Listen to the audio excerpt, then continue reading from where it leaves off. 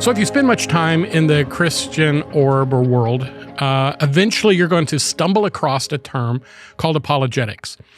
Apologetics basically, I'm trying to put it on a simple understand, but it is being prepared to give a logical, rational response to questions, to be able to defend something that we say or believe, and to do so using a variety of arguments, philosophical foundations, assumptions, and suppositions. So we're going to talk about that a little bit today here at Life Talks. My name is Dan Burrell. I'm one of the teaching pastors at Life Fellowship in suburban Charlotte, North Carolina. I'm joined today not only by the founder and president of the Equal Rights Institute and our regular co-host for this, but he is, in my opinion, one of the best apologists I know. Thank you. And that means a lot. One of the reasons I think you're fascinating, and by the way, his name is Josh Brown. Brom. That's all right. Most people actually do think it's Bram. It doesn't matter. I don't know where that came from. I know, but Josh Brom, and one of the reasons he has always fascinated me is he does not fit the mode or mold of a typical Christian apologist. Many of your arguments, in fact, the majority of your arguments in the arenas in which you engage, you don't necessarily pull out the Bible and say, well, the Bible says this, because you're talking to people who would categorically reject that as a foundation for their beliefs at all. Right. And so, but at the same time, you are aware of the biblical foundations for not only your argument, but many other arguments. So, Josh, I'm going to lean heavily into you today, and I think you're going to make this conversation far more interesting if it was just me sitting here. Really sweet. But I don't know where this is going, but I'm looking forward to it. Well, neither do I, and that's pretty typical of this podcast, right? That will make this fun. We just get in the car and say, we're driving somewhere, we don't know for sure where. Do this. All right. So, well, let's kind of use a pro-con thing. Often when I'm making decisions, I'll have a yellow pad of paper in front of me. I divide it in the middle, and these are, plus minus arguments. Make one right now. Yeah, you do it. So, pros and cons. Yeah. So let's start with the pros. Why should we use apologetical arguments? What benefit is there? How successful can one anticipate an apologetic argument being? So yeah, that's a great question. So when I think of apologetics, I'm thinking basically of just defending your view, being able to defend your view. And so I think if you have a position, so if you have a position against abortion and you want to put that forward, I think that you should be able to defend that view. Like it doesn't mean that you have to be able to respond to every possible claim before you can say anything. Everyone will just get frozen that way. But there's a basic logical concept that the person who makes the claim bears the burden to prove it, right? Now, there's a burden of proof shift thing I actually think is great in dialogue. If you can try to avoid constantly making people prove everything that they say, that can get really annoying and old, and you don't have to necessarily, but it is logically still true. If I go out and say people should not have elective abortions, then it is completely reasonable for someone to say, why is that? This seems like that would have a lot of bad consequences, and me to have to defend it. And that would be apologetics. So I think apologetics, when it's just about defending a view, is good. It's a good thing. It can go wrong. It can go wrong in a lot of ways, but you should be able to defend your view. I think of it differently. So it's like a category difference, like a way that we at Equal Rights Institute sort of think about it. We think of apologetics as kind of a different bucket than philosophy. They feel like kind of different things. And this might come across as too demeaning of apologetics. I don't mean it to be, but where apologetics is a lot of times about defending a certain view. You have a view and you are going to defend that view now. Philosophy is really trying to be about thinking well, about the whole thing, about thinking well about both sides of and all the sides of the positions, and not trying to necessarily defend a certain claim. We're trying to defend truth more than anything else. And so, yes, go ahead. Well, one of the things I think is fascinating about apologetics is because it's multifaceted. It does involve a philosophical construct. Yes. But it also involves some of the rules of debate, but it is different than a debate, and I think I want to kind of unpack that a little bit, because a lot of times we see people engaging in debate and assume that they are actually making good apologetic answers, but not they're really just using satisfying debating techniques. Yeah. There is a theological aspect of it because we're dealing with the nature of ultimate reality and truth to some extent, and less, I feel like I need to kind of clarify this. We obviously would be familiar with Christian apologists, but there are Catholic apologists, there are Muslim apologists, there are Mormon apologists, there are atheist apologists. So apologetics, pro-life, pro-life, pro-choice. So understand apologetics is kind of the venue. It is kind of the vehicle, but it is not exclusively the Christian domain, though we would argue, obviously, from an absolute truth perspective on that. So, but with that in mind, how would being an apologist be different from and or better than being a really good debater? Oh, okay. So that's interesting. So when I think of debate, that's a really good question. So when I speak, I a lot of times differentiate between debate and dialogue. So I'm like, when you're having a dialogue, this is different than I've done debates. I've done 4 like in front of an audience and there's podiums and and I've got an opponent. Like I've done that thing before. I don't do it very much. I'm not very interested in that because I don't think a lot of people change their minds actually in that setting. It's a little bit more of like this performance thing. So like I'm not terribly interested in it. But like I can tell you that's so different than the 1,000+ conversations, dialogues that I have had with like an individual pro-choice person, whether in person or whether maybe through email or something like that. But these conversations where we're having debate is there are winners and losers. You have an opponent, and in dialogue, this is not my enemy. We are dialogue partners. We are on the same team. I think of us as standing shoulder to shoulder, staring at a problem together, like, let's reason together. Let's try to figure out what would make the most sense of the evidence that we're seeing, of the experiences that we've had, the things that we know. Let's try to, and ideally, this is why I'm really into relational apologetics, of doing this over like a long period of time, because I think that's what a lot of people need to change their mind, is they're going to need time to process the things that you say, and you probably also need to process the things that they're saying, because ideally, by the end of that process, which might take years, hopefully by the end of it, it's not like they're right. It's that both of you cumulatively have more true beliefs now and fewer false ones. So that brings me to the strength. One of the pros, I think, of apologetics is done correctly. It has a persuasive element that appeals to those who are willing to do the harder thinking. Yes. Not do the easy rhetoric, not do the cheap point scoring that a lot of times, and I mean, I will admit, particularly in my 20s and 30s, I was the king of the shock type nonsense. And then I grew up. We've all been there. And I've been there too. Well, it's also my default setting. So every once in a while, I'll just get sarcastic and revert to it. And then I do this now. Yeah. And then I can't sleep at night because I hate myself for what I did. But sometimes my good friend Josh Brom says, "Now, Dan, let's rethink this."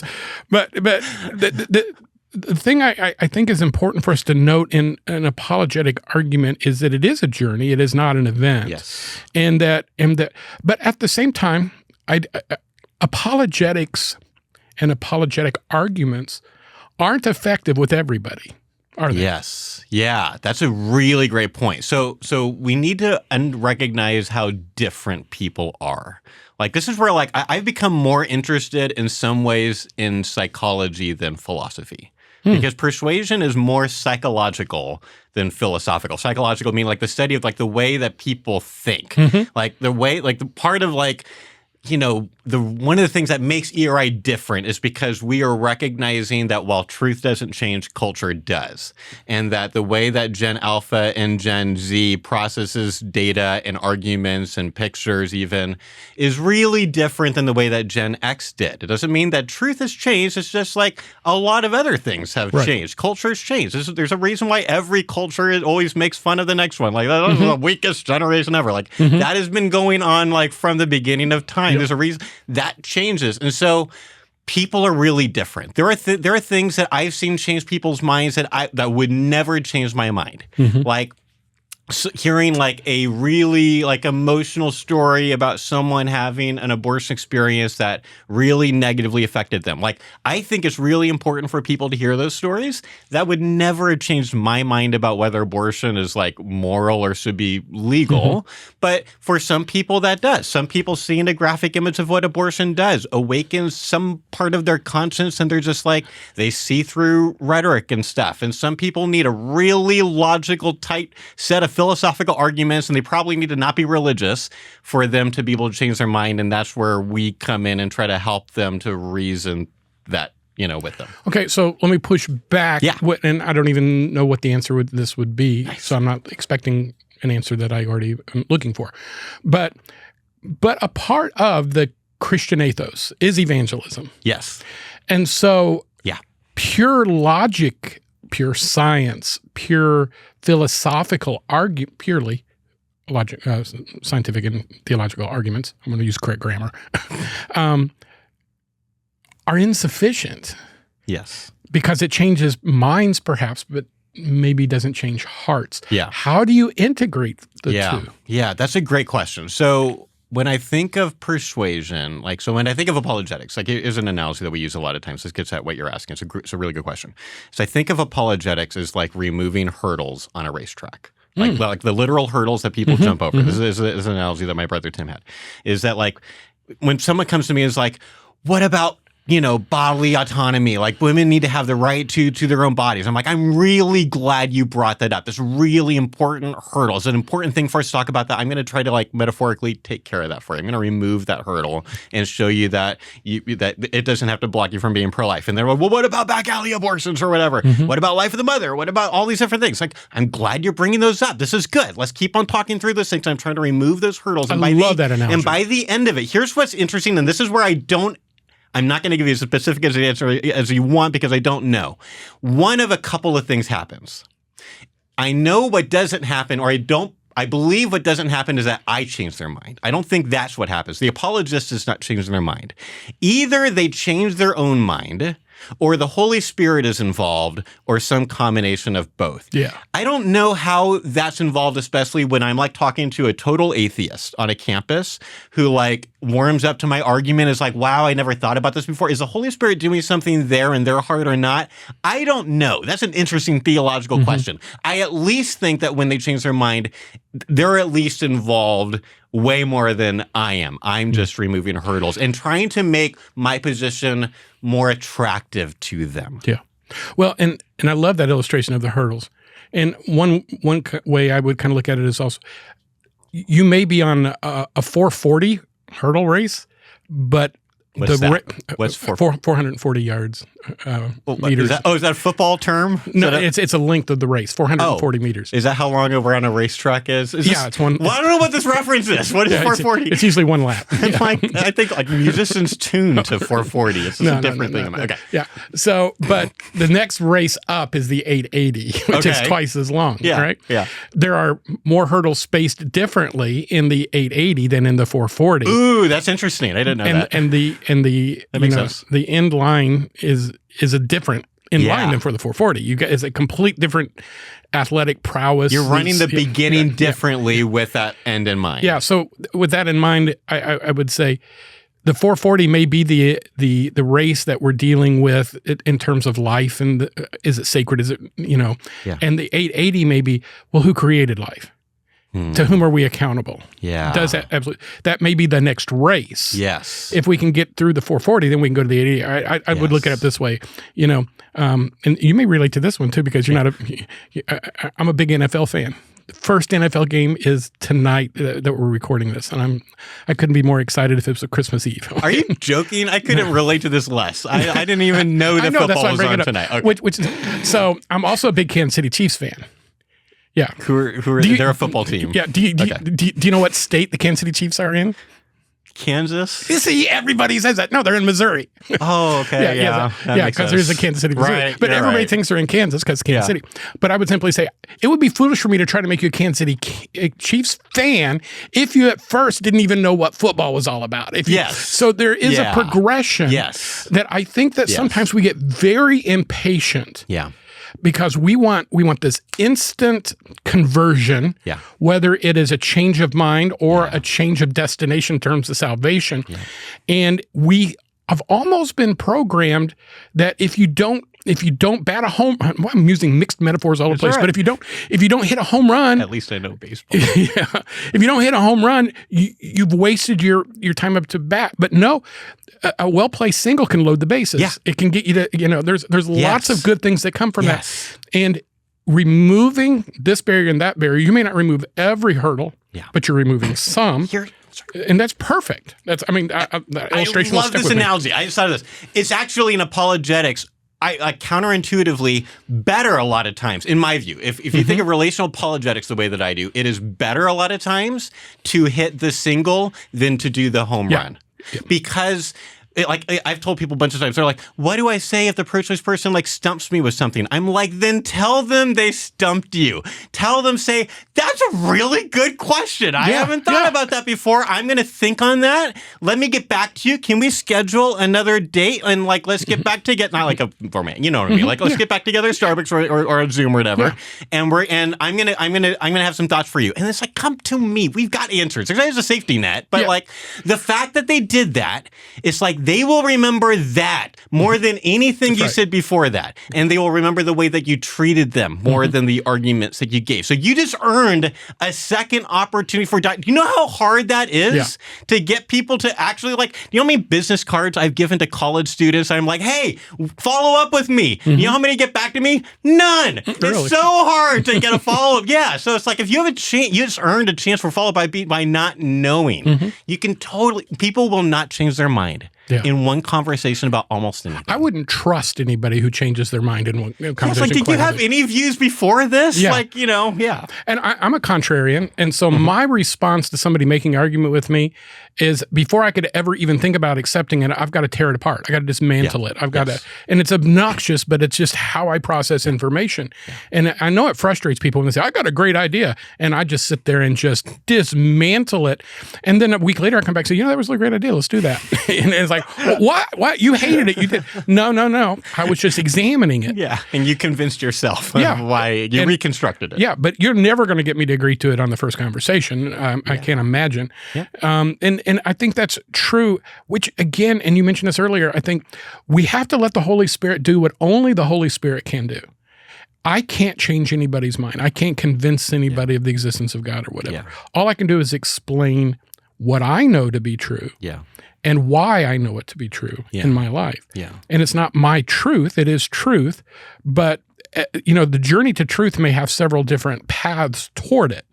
There's not several different truths that we're searching for in terms of origins, but there, and I have to accept that some people are emotional.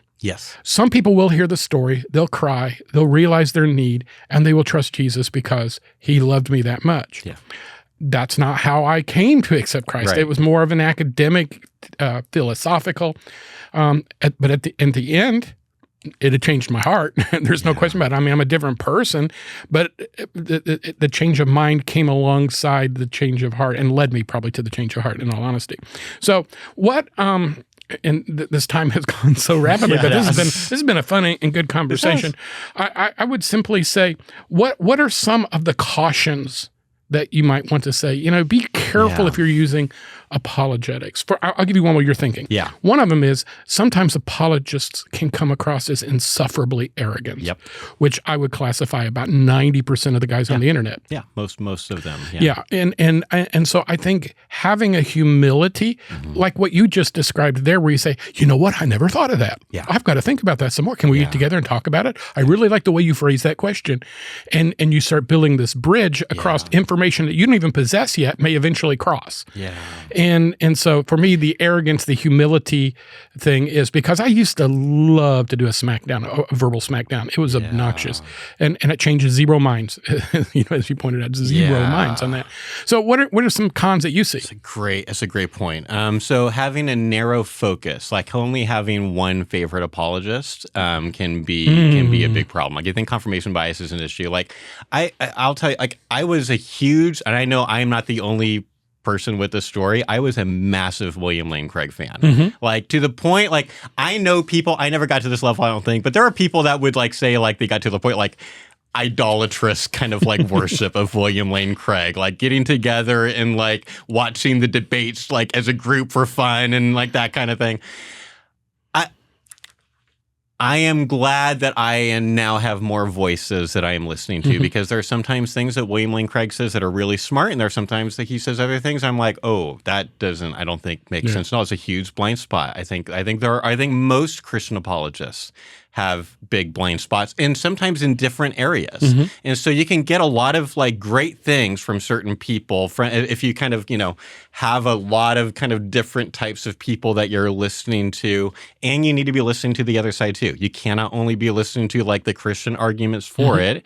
We need to be sometimes listening to people like Sam Harris too, who are like reasonable, thoughtful, not always right, but like attempting to do reason. You know what I mean? Like Sam Harris is wrong sometimes. He has blind spots, I think.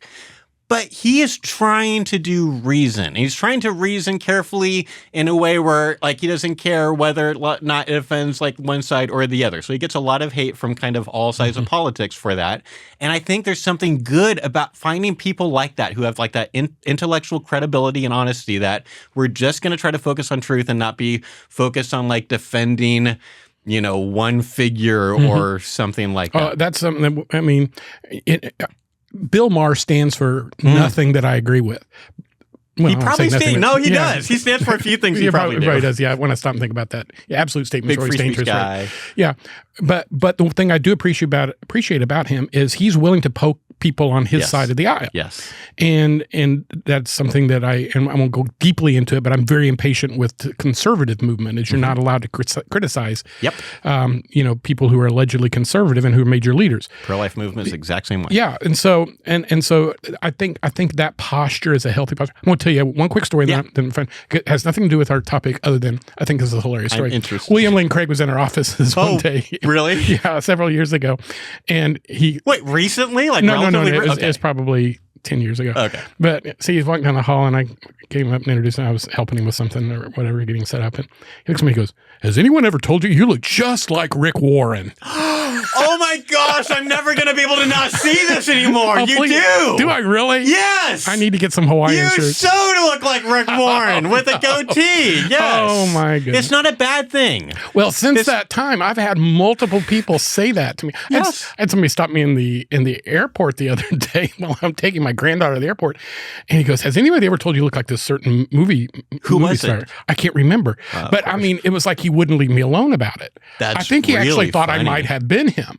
And he pulls up a Google picture and shows it to me. And I'm thinking, that does not look anything at all like me. And he goes, "Is this you?" But William Lane Craig thought I looked like Rick Williams. You had to be like, I have not written a huge book on life and all that. Yeah. So, Josh, as always, thanks for a stimulating conversation. Thanks for the questions. And I hope you'll consider some of the points that were made today. Our church originally was very apologetically driven, and I think that's a wonderful thing, as a wonderful part of Life Fellowship's history and so forth. I'm still interested in it to this day. But I also see it as a tool in a toolbox that God uses in a variety of ways, in a variety of people's lives, in a variety of venues. And so we always want to have our toolboxes ready and as full and as well equipped as we possibly can. As always, we appreciate you listening to us. I hope you'll fill out a recommendation for us, if you would, a review for us. And if you would let other people know about Life Talks, we'd appreciate that. Just put us up on your social media page, and somebody will stumble along. We love hearing from you. You can always contact us at LifeTalks@LifeCharlotte.com. Until next time, thanks as always for joining us here at Life Talks.